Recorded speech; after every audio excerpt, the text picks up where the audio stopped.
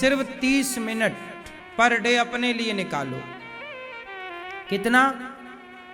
यदि आप 30 मिनट भी अपने को टाइम देते हो, 30 मिनट या 20 मिनट योग करना। योग में क्या करना है? केवल सूर्य नमस्कार की 12 आसन सीख लो और 12 आसन केवल 12 बार कर लो, सिर्फ 12 बार। मुझे लगता है कि 10 मिनट से भी कम समय में हो जाएगी। सूर्य नमस्कार की 12 आसन बिल्कुल ठीक ठीक सीख लो, 10 मिनट 12 आसन कर लो, 5 मिनट भस्त्रिका कर लो, 5 मिनट कपालभाति कर लो। भस्त्रिका बड़ी गहरी सांस लेना है और छोड़ना है। इससे क्या होगा ना, पूरा आपका हृदय साफ हो जाएगा। जितने भी फेफड़े हैं, चोक है, ब्लड का रुकाव जहां जहां, पूरा प्रेशर बनेगा, स्वस्थ होंगे, पूरे बॉडी को ऑक्सीजन मिलेगी। लकवा, पैरालिसिस जैसी बीमारियां कभी नहीं होंगी। हार्ट की प्रॉब्लम, बीपी की प्रॉब्लम कभी नहीं होगी। केवल 20 मिनट, अधिक से अधिक आधा घंटा। जरूरी नहीं कि आप घंटों करें, नहीं, कर लो मेरी मां, वरना पैसा डॉक्टर को देना पड़ेगा और रोना और पड़ेगा। सही है कि नहीं? अभी आपके पास टाइम भी है, उम्र भी है करने की, अभी ठीक है। बिना लांग लपेट के, बिना आलस्य के सवेरे उठो, पानी पियो 2, 2.5, 3, 4 गिलास सवेरे सवेरे पानी पी के 10-100 कदम चलो। और चल के 100 कदम चलना चाहिए सवेरे, है ना। चल के फिर फ्रेश हो जाओ, नहा लो और फिर सूर्य भगवान को जल चढ़ाकर, या जल बाद में चढ़ा लेना, पहले एक जगह बनाओ, वहां योग करो। भुजंग आसन करोगे तो कमर में कभी दर्द नहीं होगा। मैयाओं के, महिलाओं के। अब आप भुजंग आसन करती नहीं हो, फिर चिल्लाती हो आ ऊ ई ए ओ औ अम आहा।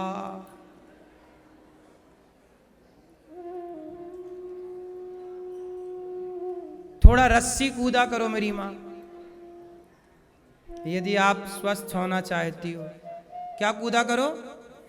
हाँ, थोड़ा रस्सी कूदा करो, थोड़ा उकड़ू उकड़ू बैठा करो थोड़ी देर। कैसे बैठा करेंगे? उकड़ू जानते हैं? हाँ, उकड़ू बैठना चाहिए थोड़ी देर। कुछ कुछ आसन हैं जो बहुत ही आवश्यक है। सारी आसन आप नहीं कर पाएंगे, करना भी नहीं है। जो आपको स्वस्थ रखे वो आपको करना चाहिए।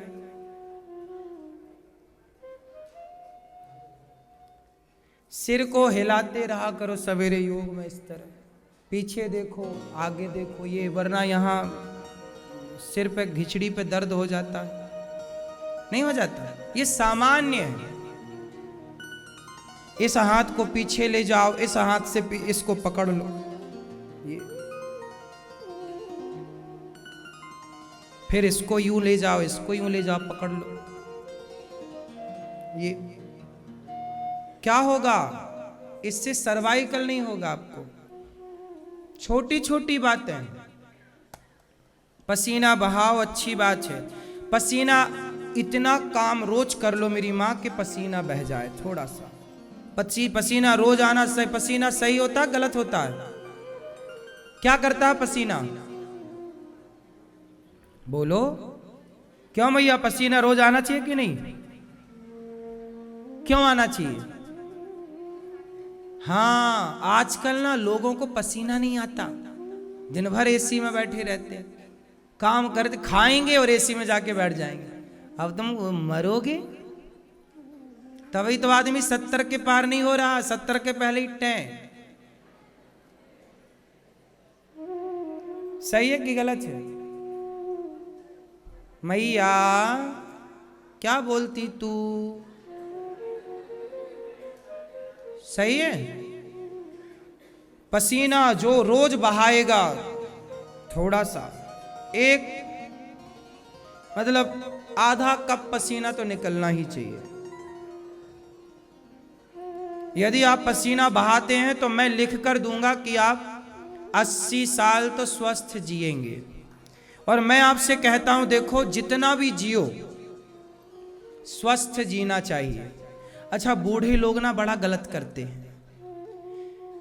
ये लोग मरने के टाइम पड़ जाते हैं बीमार, और बच्चे और तुम दोनों ने जितना कमाया था ना, मरने के पहले तुम सब डॉक्टर को दिलवा देते हो। पड़ा हॉस्पिटल में, अब डॉक्टर बता रहा 10 लाख रुपया लगेगा। अब बताओ, 10 लाख रुपया कमाने के लिए तुमने 10 साल खर्च किए हैं, हाँ या ना? 10 साल कमाने को कितना समय लगा? 10 साल, और डॉक्टर ने ले लिया 10 दिन में। ऐसा क्यों जीते हो कि मरते टाइम तुम हॉस्पिटल में मरते हो? तुम्हारी कमी नहीं है कि तुम हॉस्पिटलों में जा जाके मर रहे हो। हॉस्पिटल में नहीं मरना चाहिए। स्वस्थ रहोगे ना तो हॉस्पिटलों में मरने की जरूरत नहीं। हमारे गांव के बूढ़े कोई हॉस्पिटल में नहीं मरता। गांव के लोग हॉस्पिटलों में मरते ही नहीं,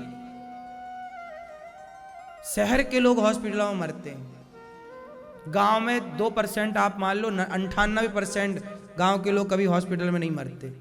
गांव के लोग घर में काम धाम करते करते ही मरते हैं। मतलब आखिरी दम तक पांव चल रहे हैं, आखिरी दम तक अपने हाथ से पानी निकाल कर पी रहे हैं। ये मरना उत्तम है। ये नहीं कि लाखों तुमने 20 लाख खर्च करा दिए और मर गए। ध्यान रखे होते थोड़ा अपने स्वास्थ्य का, थोड़ा योग कर लिया होता, थोड़ा पार्क में जाके नंगे पांव टहल आए होते, थोड़ा नंगे पांव चला करो। मेरी माँ, नंगे पांव चलना चाहिए कि जूता पहन के रखना चाहिए हमेशा? क्यों? दादाजी बताओ, टोपी वाले भैया, मैया बताओ, नंगे पांव चलना और जूता पहन के चलना क्या अंतर है? आप बताओ, कहां चलना चाहिए नंगे पांव? क्या कारण है? क्या साइंटिफिक रीजन है? बताओ। आंखों की रोशनी तेज होती है। क्यों होती है? ऑक्सीजन तो नाक से मिलती है। पांव से कब से लेने लग गई आप ऑक्सीजन?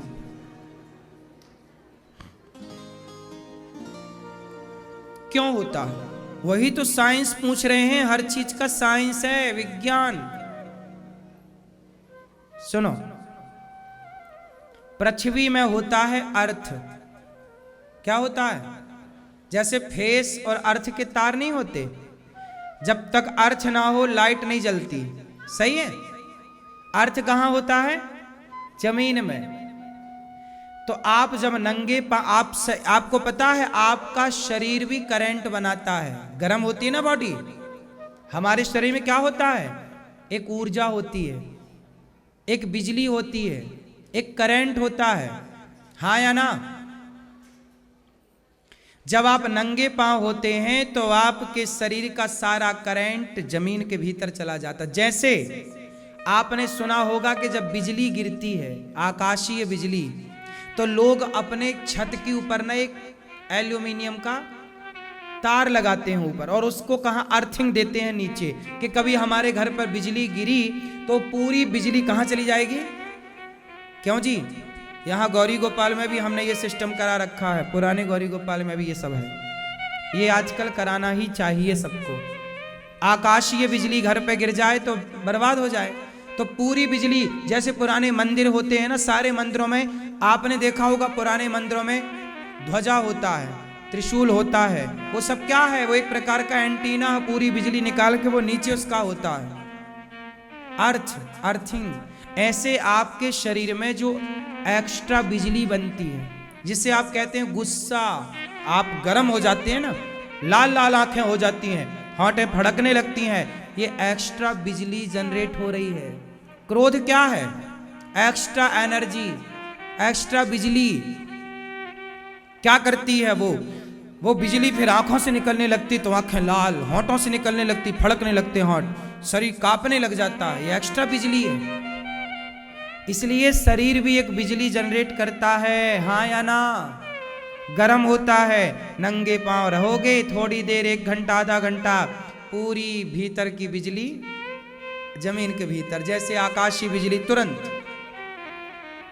कारण है, इससे आप स्वस्थ रहेंगे, चिड़चिड़ा नहीं होगा, बेवजह की का गुस्सा, बेवजह की गर्मी नहीं बनी रहेगी शरीर में। क्योंकि वो गर्मी यदि नहीं निकली तो वो गर्मी कहीं ना आंतों को, कहीं ब्लड को, कहीं पेट को डैमेज तो करेगी। गर्मी है, उसका अपना नेचर है, हाँ या ना? समझाओ बच्चों को, दिन भर जूते पहन के ना रखो, दिन भर मोजे पहन के ना रखो, थोड़ा नंगे पांव घास में, और घास भी सवेरे सवेरे ओस पड़ी हो, गीली हो, या फिर आप सूखी घास है तो वहां 1 बाल्टी पानी डाल लो, थोड़ा गीला करो, फिर वहां खड़े हो जाओ, हाँ या ना? इससे ही आंखों की रोशनी तेज होती है, क्योंकि भीतर की सारी बैड एनर्जीज चली गई। वो तुम्हारे भीतर रहती है ना, तो आंखों को डैमेज करती, वही आंखों को डैमेज करती है, वही गर्मी, वही जो बिजली बन रही है। हर चीज का एक सिस्टम है ना। अच्छा बताओ,